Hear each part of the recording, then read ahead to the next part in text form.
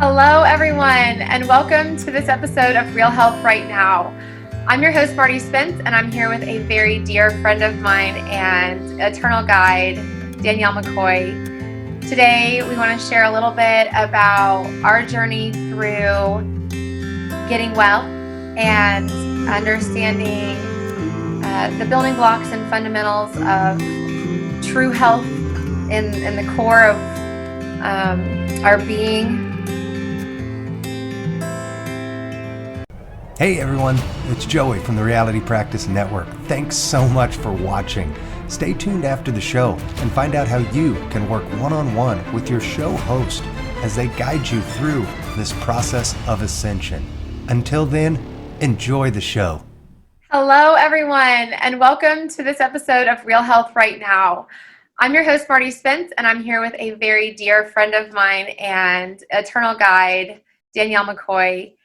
Today, we want to share a little bit about our journey through getting well and understanding the building blocks and fundamentals of true health in the core of our being.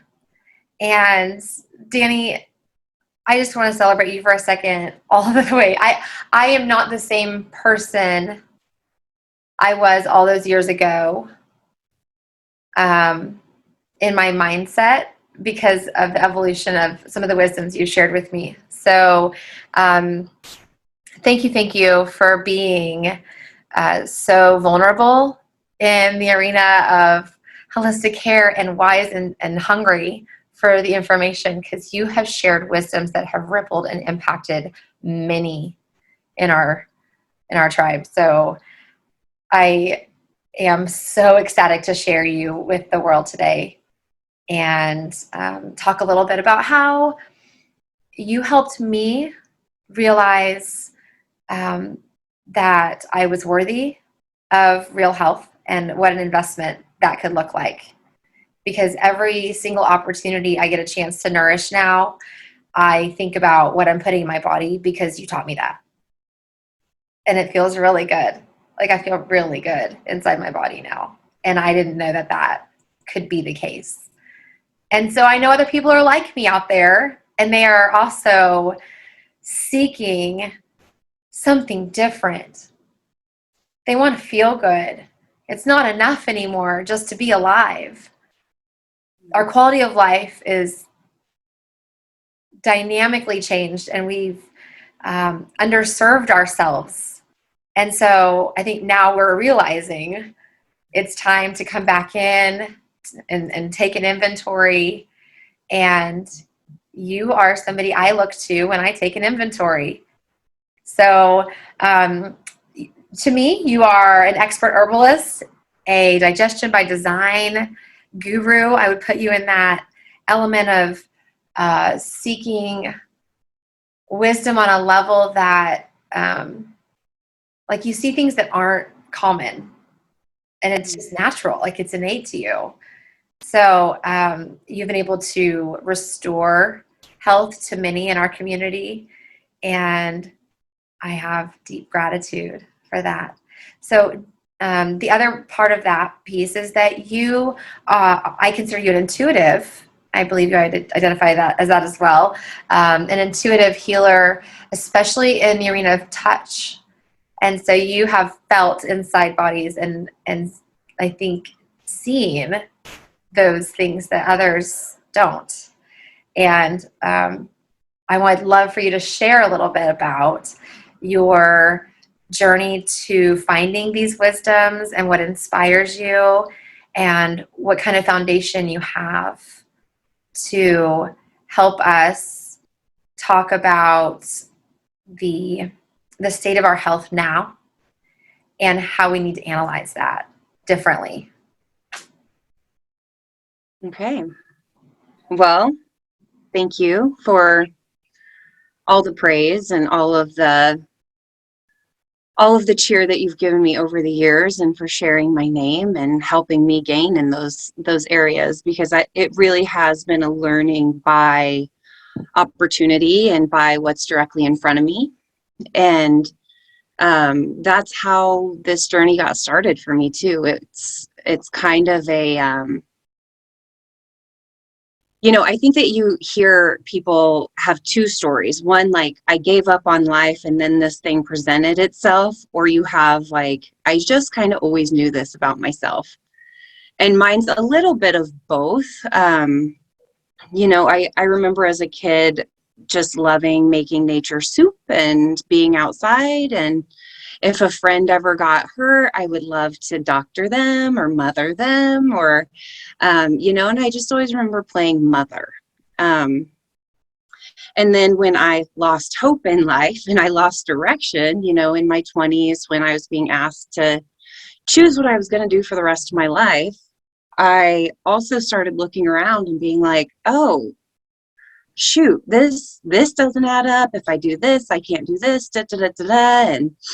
And eventually made it to where I met my family and learned about farming, and that, like, oh, when you're a farmer, you're together and you're at home, but you're also in nature and you get your kids around you. And I was like, oh, that's it, I'm a farmer. Well, that's not really like a super easy path to just like go, I'm gonna be a farmer, because like you had to buy land. And but then that uncle who was the farmer got in a bad accident and got paralyzed from the neck down. And so going on his journey with him, my dad and I went up and took care of the farm while he and his wife were in the hospital. And that modern medicine has nothing for you when you get paralyzed. And so these wild things started happening in his life, like these other people that were paralyzed that now walk, and just on and on. Those stories were just coming out of the woodwork. And it was things like biofeedback. It was things like Young Living raindrop therapy. And so that guided that part of it, the healing side of my inquiry. And then when I was talking to them about their land, I said, how much land do you own, or how much land do you farm? And they said about 1,000 acres. And I was like, oh my God. So you guys like don't even know what a grocery store looks like, right? And they were like, we don't eat it. I was just like, wait, what's happening here? And so that guided the agricultural side of it, of like just me being like, what world do I live in? And so all of those things came together, that ancestral way of life that I've had through my mom's side as healers, my dad's side as farmers. And those seem to just like really come together for me in those moments and since. And so I've just like peeled one layer at a time back. So I started with the energy healing with my uncle, and did raindrop therapy through Young Living. And that led me to a holistic health school up in Iowa, where I studied energy healing and massage therapy, and just started independently studying nutrition. And then, eventually I started to integrate those things into my life, and went further down some rabbit holes, and eventually went to yoga school. And again, that's part of my own healing journey. I had debilitating back pain from a really young age. So things that saved me and make me able to move in my body and be well are good nutrition. I learned like, oh yeah, I had pulse even young. I have those memories. And so getting my food on track, getting my supple muscle tissue on track. And so mine is really a story of my Achilles heel became my passion and my life. And so yeah, went to yoga school, and have just stayed on different farms and helped with different farms throughout the past 15 years. And when all of those things really got tied together when my son, the youngest of my 3 kids, had came out and had two holes in his heart. And so again, that sense of like life just happens. And so you navigate it, and that creates what you become in a lot of ways. And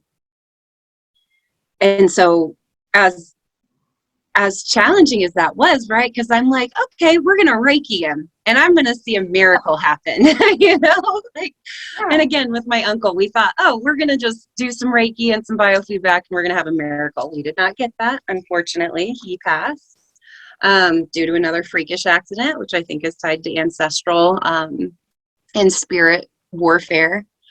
But then when Xavier came, we got to practice really substituting pharmaceuticals with herbal medicine.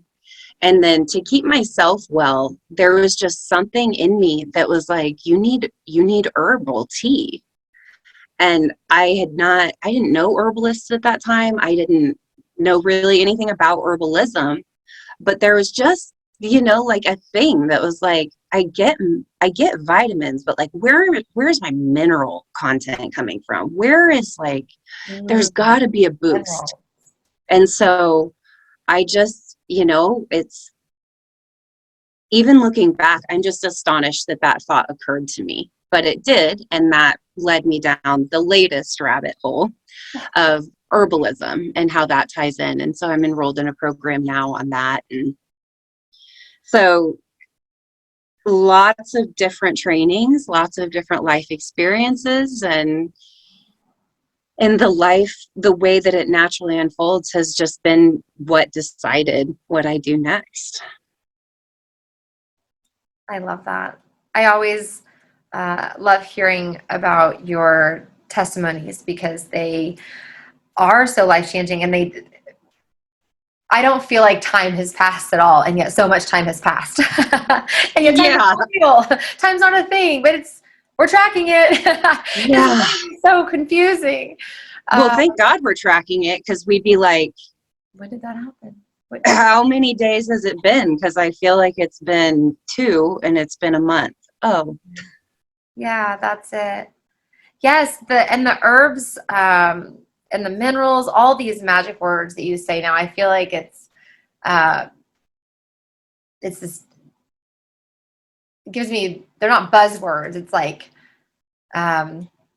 things we didn't know growing up. We weren't raised in these truths. They're truths. Like you say them and I get goosebumps. It's a truth frequency. Mm-hmm. Pardon me. I don't do coffee anymore.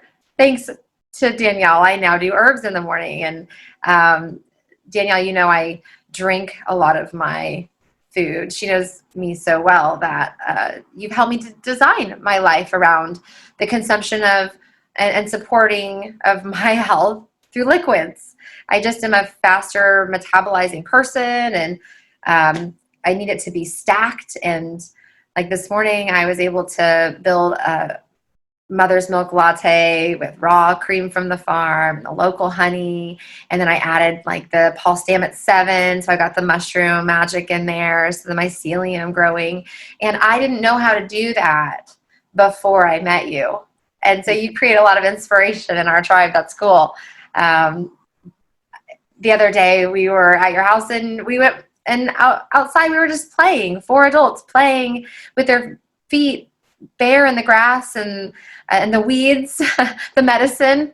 I mean, and now I'm starting to think that anytime somebody says weeds, I'm just like, oh, that's probably medicine. That's probably useful in 12 probably ways. Helpful somewhere. We probably should bring that one back too. If we spray it, it's got use or value. So, you know, discovering the mallow patch in your yard was really cool because I know that that's something that you had been called to. So just like how our land supports us and getting to know our little corner of the world and tending it with such care. You're very good at those things. And I think Mama Gaia appreciates that very much. So I love, though, that you talk about how you discovered your health in this journey, and like you listened to these callings of herbs and even surrendered to the purging experiences, because yeah, I mean, at the end, we are all exiting the world, you know, whether we make a comeback or not, it's on the other side of that. But right now in what we're doing, we're in a crisis. And I think we've all recognized that our health is the number one thing that we're not supporting. So when you talk about those heart attack moments, is what I call them, you know, on the way to the get well, like we all have those, whoa, okay, I can't live like that anymore. And then what? Right? So we're in that discovery phase right now. I'm feeling that tension out there in the water with people, and I'm getting a lot of feedback in the company that I'm in, and the people around me are saying enough is enough. We've got to put it down. I was at a gentleman's house the other day, and he was talking about how he just come out of he got a heart stent and was vulnerably sharing his story about life now, just 2 weeks post-op. And people around him were talking about how grateful they were for the life-saving procedure that he underwent. He didn't actually get to make many decisions in the arena with them, but he was grateful too for the exercise of trust. And there was a lot of celebration, but you could also feel the sorrows in that his new life involves 25 chemical compounds a day. And he doesn't know how to support himself. He's at a place in ailments that it's like, what now? So now that we have all these wisdoms, because they're here, like you have them, I've gotten to have experiences because of you, or your truth telling and curiosities and all the things. Like you challenged me to be like, are you sure that that's really what you want to do with your body? And I was like, maybe not. I don't know. And the more I think about it, I'm like, no, she's right. Of course I am worthy of more of an experience than that. So quality of life, we're like chasing a quality. And I think that is what you help people, you guide people to find that equity inside and to recalibrate that. So what does it mean for our health though, if we don't start waking up? Like the mineralization is something I think that you are a genius within, in terms of being versed. What does it mean if we don't have our minerals and we don't face this and go, if we don't accept this as our new medicine, then where are we going? Mm-hmm. Well, I think there's a lot of information on that. And I think it's, I see us as a microcosm of the earth is how I've learned to base my overall view. And when we look at minerals in particular, we can look at the topsoil and we can look at what's going on there agriculturally. So, all the chemicals that we've sprayed on it for so long, they kill the microbiome of the earth, or they kill the organisms of the soil. That's what they do when we take them in as well in our gut. And so what we're looking at in agriculture is maybe we have 60 years left if we keep going the way that we're going until the topsoil just goes, I got nothing. We don't know. We don't have a plan for after that 60 years, you know? Wow. And where we're going internally as well as externally I think we're just seeing it in regards to people on so many levels. You know, it's not even just what we take in food wise or drink wise. It's about connection. It's about stress. It's about this technology and how much of a part it starts to play in our life. Our building materials, what we're inhaling all the time. You know, we've had such a large change in how we do things in such a short amount of time that we're finally starting to come into. And again, I honor our ancestors for where we've come from and where we're going to. I mean, our ancestors just wanted easier for their future generations. You know, they didn't want people to have to question if drought or famine was ever going to take them out again. And they wanted to connect. They connected the world, you know, like all ancestors everywhere were constantly moving. And they got somewhere and they were like, you have what? You do what? Oh, this is what we do. Oh my gosh, it's this beautiful curiosity. And it's also wretched, right? Like the connection of people has been beautiful and awful. So we're just coming to a place where we're like, oh, we've done kind of the thing. Like, we're a globalized, convenient society. Okay, now it's becoming more of a mental process. Like, so what do we want to keep? What do we do now? It's a refining process. So, so much gratitude for the abundance that our ancestors have, generated, and for the creativity that they've allowed. And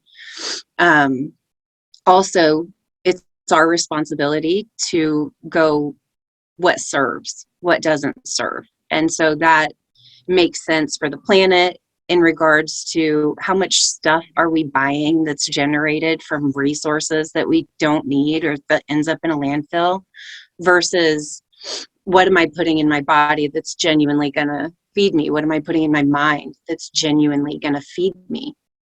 And if we don't, we know that even if we do perfect, we know that life can do whatever it's going to do, right? But we do know that if we continue a depleting cycle, we feel it. We feel brain fog. We feel tired. We feel sick. So if we don't come out of it, those ages for chronic disease are also getting lower and lower all the time. So we know that if we don't change something, we're just looking at a really low functioning society. Yeah. I love that you talk about that, the celebration of what we have accomplished, because I don't think anybody's here to demo history and be like, it was all wrong, shame on you. I think there was the intention in so much of it was good. I mean, our ancestors experienced scarcity on a level that has really altered their reptilian code. And so that traveled 2 generations deep, right? We're in our grandmother's wombs. Like, they have the eggs of us. Like, we're feeling these calibrations of hormones. We're changing with them. And it's ignorant in a good way. I think ignorant, I celebrate that word. But it's ignorant of us to be so hasty to judge, when we didn't walk through that experience. We only have a little bit of the calibrations from, leftovers from. I call it the loose ends we got to wrap up, And so as we're doing that, we're getting on the get well. I think many of us are looking back and hopefully we can add that to our list of gratitudes, because feeding people on a global level is a very big responsibility. How we did that is going to need some reassessment. There's no ignoring that. Like, that's it, and that again, like, and once you know that, which we know, it is abusive not to handle it. Yeah. So we can no longer abuse and neglect the land that nourishes us, because we are then doing that to ourselves. And in that discovery process, I think many of us are going, well, shoot, we're looking at our plate and we're going, what do I keep and what do I get rid of? And I'm a plate dumper. I just throw the whole thing away. We joke for years that don't worry, Marty, I'll just throw it in the trash and just walk off. Not that I don't miss remnants of the plate, but broken plates everywhere. I want to keep the plate. There's some good stuff on it. I like where we're at with processes and ease of things. Some of the consumption's good. Some of the consumption's not so good. What can we swap? And I think a lot of it was innocent. That's something I deal with my Iowa family, is that open conversation of, I remember talking to my uncle about this and saying, like, have you heard about organic agriculture? I was just so innocent and I was just so curious, and he was like, I do. I have heard about it. I like it. I don't know how you make money. I don't know how it works. And there was very much this innocence of people just, trusting big science and big organizations and going like, well, let's try it. I think that that's the majority of our ancestors' journey, is like, okay, let's see what happens. They were just very like, and skeptical and all of these things, but all in all, it's led us where we are. So yeah, it makes a big difference in how the knowledge we have makes a difference in how we treat ourselves. Yeah, the soil thing is really concerning to me because obviously we grow our food there, and you said we have no plan. I think it's very interesting that there are plans out there, but that they're just not being implemented. Like, I have heard of some amazing plans. I mean, and there's wonderful stewards of the land. You know, I just got to meet a gentleman, earth growers from Colorado, going around helping farmers reinstate minerals and nutrients into the land on little farms, like going back and just starting to get that soil nourished so that we can start growing again the way we used to. It is wild to me to walk outside and ground and see the just how dry and lacking, I guess, some of the soil is that's been sprayed over and over in our community. I'm lucky enough to live where there's lots of trees and squirrels, so we pitch a little fit. And the river. Yeah. More often than not. But, you know, it's surreal to me living on the river. It's created more awareness, especially around water, because that's my journey now with hydration. But you taught me how to mineralize the water. So again, we're talking stacking even in our water because it's lacking what we actually need. And when you start going through life and just the simple swippy swaps, you know, it doesn't have to be complicated. You've come in as a guest and done brunches at our company, and that, I mean, the decadence of the food and the offerings, it's ceremony for me to have nourishment like this, to take time and really look at the ingredients. And so in these digestion by design brunches that we were offering for a little while, you were going through and teaching as you were also nourishing our people and telling them about what was in their food and why it was there.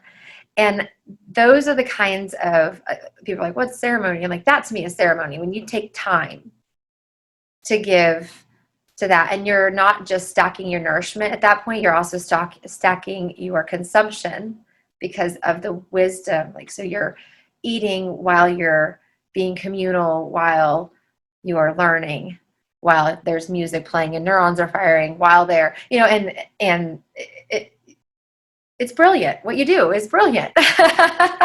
Thanks. So as you were going through your journey and then you arrived at herbs, and this has been the newest in your this is Nature's Pharmacy.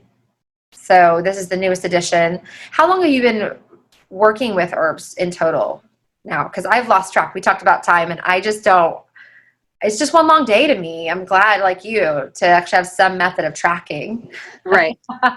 My method of tracking with herbs is very easy. It's my Taurus sun, which makes a lot of sense. Xavier is a Taurus, so an earth sign, and he has led me to the herbal path. And so in regards to studying herbalism, it's just a very short journey. I'm 6 years into it. Well, I am of the wisdom that even one push-up a day, one wisdom a day puts you 6 years ahead of the rest. So yeah. I'm happy to know that that's where you become a guru in my book. And you've navigated some really scary situations with me, Danny. And I want to talk a little bit about those, because as we talk about implementing these designs and enhancing our life with these tools, we also we're not at all diminishing the idea that there's emergency situations where there are modern medicinal offerings that can be helpful, and we can coexist there. But the extreme usage of that type of medicine, I think, has led us to a very depleted system as a whole. And so now, this great breakup is what I'm calling it, this awakening. It's really about going back through. And I've had several of those as well. And you've watched me struggle and your wisdoms have rippled through my life, and everything from my mother. So I remember when my mother had an aneurysm rupture in 2009. I say that number only because time does matter at that point. It reminds me it was a really long time ago, but it wasn't, but 2009, we were babies, you and I, and you were in raindrop therapy. You just learned that or acquired that skill. So that's something that you actually came in and offered my mother in the neuro ICU. And my mom's attached to like 15 machines. I heard at one point they tried to get one more machine in the room, and I heard the nurses go, "We can't get any more in here. Like we got to figure something else out." And it was mind blowing because she was pretty bad off. Like she'd hemorrhaged severely for about 24 hours, and there was a lot of residual. We were hoping she was going to make it, praying for, at that time, life. Now I think we look back and we would have maybe prayed differently in that arena, but I'm so grateful because her experience brought a lot of truths to forefront for me in how you were providing care for her as I asked you to come in. I had learned, and you taught me a lot about healing touch and how that creates, and it's a consumption in the body, neurons firing, music, sound. We knew she had a brain injury at that point, so neurons, you were focused more there. You were the first person I really went to other than modern medicine. I didn't know anything else. That's all my family and I were raised on. And you were the only one out there dabbling. Thank goodness for that. Because we're like, well, I'll try it all. Let's do it. That looks good. Like they're telling me she's got a 10% chance of coming off the table with this protocol, 30% with that protocol. At this point, it's all a probably, maybe, we hope so. What if? Like, I think it was valid to try, and you did it. And remember, they got really frustrated with us. Do you remember this? That they didn't want us to touch her. Mm-hmm. And I really had a problem with that. And I went to bat because how do we not touch people that are hurting? How do they know that we need them here, that they're loved or whatever? Like, we divide ourselves from that barrier. Like just touching yourself feels so good, let alone touching somebody else, and then to be in crisis and not get touched at all. And what we know about touch, what we know from orphan studies, humans will die without physical touch as babies. What happens in the body if you're not touched? I think that it comes down to us being social creatures. We would be dead if we weren't together. We don't have long claws. We don't have sharp teeth. We don't have the ability to run 60 miles an hour. It was tools and being in a group that got humans to where we are. So I really think it boils down to that level of biology. But even not even humans, right? Like look at any organism from micro to macro, and there is contact. There's something that made that happen. And I think it's just like that deeply rooted. Mm-hmm. Yeah, there's a lot of healing that can be done in that arena of touch if you just allow yourself to be vulnerable there. And Mom was a testimony to that. And even as we got her out this last year, you journeyed with me again. You journeyed with me for so long with her. Mm-hmm. So amazing to look at that and just see her now thriving. I wrapped my arms around her the other day, and she felt so good. Like her skin textures and things are improving as we're working through caring for her again as she's exited long-term care. And it was kind of a rocky landing. And we looked at her gut and we started healing that together, and we started swippy swapping. But it's really simple. It's the simple things that we need to go back to, and being intentional, because we're not, like my mother's definitely more sedentary, but walking a block a day has taken, and she doesn't even walk a block a day. Maybe, honestly, if we can get her out, because she gets a little disgruntled about it. I know and so, when we can get her out, she'll go maybe twice a week. 70 pounds she's lost in a year, just with the right elements in her diet, and just a couple short walks a week, and changing her overall consumption of the things she's taking in her environment. You were talking about environment earlier. I have watched somebody, again, blow my mind in testimony. So as we're chasing the quality of life, these are, I call them low-hanging fruit. But they're not really. Like, where can we go if people are trying to change their life in this? So we're talking remineralization. We know vitamins, vitamins and nutrients and things need to be reestablished. Where can other people find their Danny? Yeah. Where can other people find it? I mean, that is the $1 million question these days, right? Like, we have all this connection, but how do we connect? Who do we connect with? And where to even start? It's such a complicated question to know where to start, because everybody's just in a different place and what feels feasible to you. You know, we talk about stress being one of the major inhibitors of health. And so if you go into your pantry and you're like, okay, now I need to not have anything in a box anymore. Well, now you're stressed out about this thing to make yourself healthier. And there's this tension that needs to be held between those two things in a sustainable and reasonable way, so that you can build one layer at a time. So I know a lot of people that just start with water. You know, they just get either filtered water from the bulk thing at the store, or they put a water purifier in their kitchen somehow, a Berkey or a reverse osmosis system.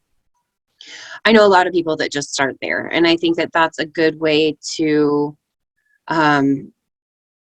get one building block going. Some people have a health crisis, and that's where you start. A lot of people tend to start when they're pregnant, which is another beautiful innate response of the body. Like, we can be so ignorant or selfish or just mindless, but the second that we're in charge of another life, we're like, wait, what the hell's going on? And the way that the brain changes when you become pregnant is such a catalyst for so many things. I've seen people just do all kinds of interesting things with pregnancy. So I would say, just like, it starts with the inquiry. That is when people have started. When people look around and go, I don't want to do the path of least resistance anymore. I don't want to do this mainstream thing that I know is riddled with problems. I want to have an intentional life and lifestyle. And that's where you start. Are you going to start with meditation? Are you going to start with consumption? Are you going to start with community building? Are you going to start with cutting out all of, one thing that doesn't make sense anymore? It's really individual where you start. And the beautiful thing is, one of the first elements that I picked up on in this journey is synchronicity. The second that you have an intention, the universe tends to be like, ding, here's an opportunity, or here's a person talking about that thing. And it expedites the process if you recognize that as quickly as possible. So, you might be thinking like, ugh, I don't know about this thing. And you hear somebody behind you in the grocery store line and they're talking about it. Be that person that turns around and goes, I didn't mean to overhear you, but I did. Can I talk to you about that? Or, it's an interaction. It's an interaction with the energy of the universe. And the more that you interact with it, the more it interacts with you, and the easier that flow becomes. So I think the first thing is intention, and that will guide you into whatever your next step is. Divine wisdoms. I believe that wholeheartedly. I love leaning into that experience of, If you hear somebody saying something and you have the knowledge, don't be afraid to share that with somebody else, because that's where it begins. This is a seed project. We're just out here planting seeds, and then we're going to have this amazing new ecosystem very soon. And I think that's that new world idea set that we're all going for. You know, the pendulum's gone so far one way, it must swing back. Yeah. So here we go, all together now.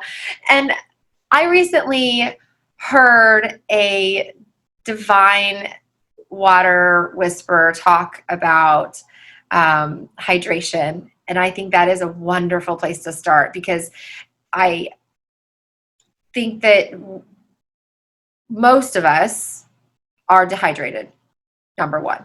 Like, we don't have the brain capacity most of the time to even be efficient, because we're not hydrating that space. We're not, and then comes nourishment and all the other things. But how long, let's see, what is it? You can live without food for how long versus I think like 2 weeks, water? 3 days, something like that. Wow. I heard that again recently. And every time I hear that wisdom, I'm like, what?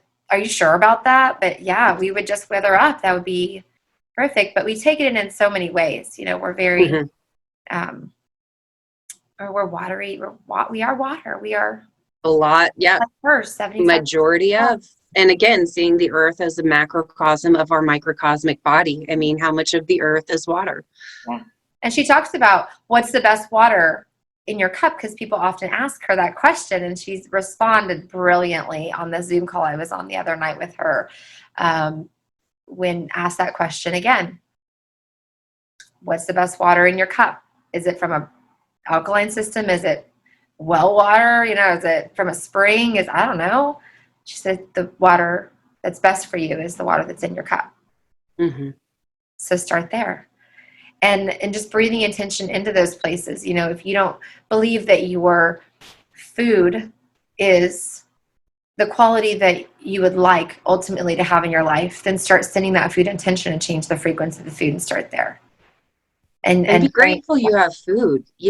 I've watched so many people on this path, and myself included. It becomes something of a way to perfect. And you get obsessed with everything being perfect. So if I don't have perfect water, I'm now so concerned that I'm drinking these bad chemicals. Well, okay, so now I'm taking in chlorine in abundance from my water, but then I'm also like self-hating. I'm also not in gratitude for the water that I have. I'm not connected to the process that, like, I just turned on a faucet and filled up I didn't have to walk anywhere. I didn't have to do anything for that. And ultimately, it's fairly clean. Like, hallelujah, And so just not taking health and turning it into another thing to ruin in regards to how we feel about it. It really is a process of, I got to that point so many years ago when my kids were little, and my one kid was little. I only had one at that time, and we would take food with us everywhere. I wouldn't eat anything but the food that I had gotten from my local sources, that I knew what was in it, and I took our water with us everywhere. And it just became a way to separate myself from so many people. Like, I'd go to a dinner and I'd take our own food, and all anybody could be like is like, why aren't you eating with us? Like, why? And so just, yes, there's so much work to do, and it's all really, really valid. And sometimes the work is connection. Sometimes you just show up at a meal and you eat whatever is there, because you're just sharing a meal with people. And you're having conversation, and it, like, all of that it's just really valid. Health doesn't have to be that hard. It shouldn't. It wasn't at one point in time. I know. And I think that's a really interesting line of thought to go down too, is this idea that our ancestors were so healthy, they had it so good. Well, but like, did they? When we look back at any culture, there were still lifespan that we can talk about. There was still, how to, was it much better? Are we really in a good place? I think we're in a good place. We have all that wisdom, and we have whatever has just happened in the past 150 years or so. And we can go, okay, what now? Cool. I love so much about where we're at. And I think that I know that has come from many, many years of being angry. I got sick of being angry at the world I live in and at my ancestors. And I just started to see it through a broader scope. And where I'm at now feels even more connected because I can criticize and stand in gratitude at the same time. I love that space. Mm-hmm. It's an unconditional love space Mm-hmm. for all the things. To look at it all and go, I could have all these things. I could have none of these things. I choose this, and I'm grateful. And those are the spaces I think that the biggest transformations are taking place. The space of showing up and just surrendering to leaning into one thing, just changing one thing. And I'm really excited for people to begin to feel their best. Doing one push-up a day seems like a lot for people that have never done a push-up. Then you get to the end of the year, you've done 365 push-ups, and you just feel a little bit stronger. Makes you want to do 2 push-ups a day. Mm-hmm. So it's exciting. This is good stuff. I'm excited to look at the plate and go, I want this, this, and this, because it's the finest of the things we've experienced. So as we give back to the world, I think we should continue to take those self-inquiries daily, and everything from, you weigh the options, like how things impact the earth. I remember I was stressed out one day just about getting packaged eggs. Like I needed the hard-boiled protein, right? I was like, I need something quick, and it's something I do chew. And I was like, but I'm feeling this guilt about this packaging. And it was my own hostage holdup inside of this gluttonous waste. And instead of being too hard on myself, you allowed me to set it down and have grace and be like, you know what? You have access to this because we live in this world. And it's good that you have the discernment and the viewpoint to question the process of that. That's where we begin to make it better. And so I've become this big process junkie, everything from my personal lifestyle to my business to mother's care to whatever, just making sure that all of these processes are well oiled and operating good for us in a good space. So in closing, if you could do one thing right now to ripple and to change people's health, what would you do? I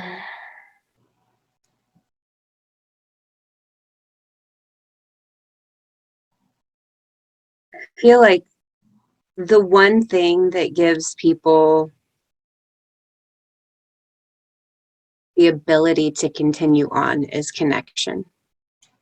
And so I would hope, pray, manifest that each person feels deeply connected to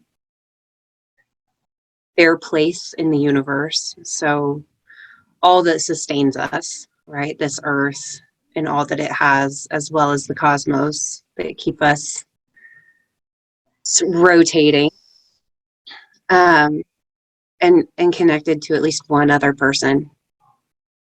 If people could just feel connected and feel love for one other person and their place in the universe, that is what I believe will guide them to go further and will sustain them to go further with being nourished.